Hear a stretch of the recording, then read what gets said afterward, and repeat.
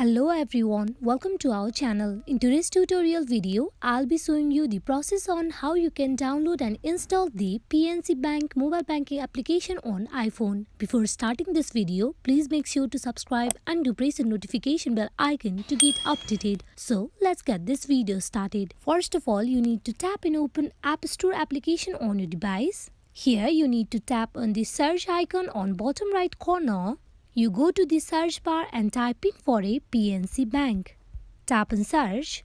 Once you tap on search, you'll be able to see the PNC Bank mobile application at very top. Now you need to tap on get just beside of the application to be installed. So you tap on get and wait for the application to be fully installed. As you can see, the application has been fully installed. Now you can tap and open and go in for using the banking application. Hope this video is fruitful for you all on how you can download and install the PNC Bank mobile banking application on iPhone. Thank you.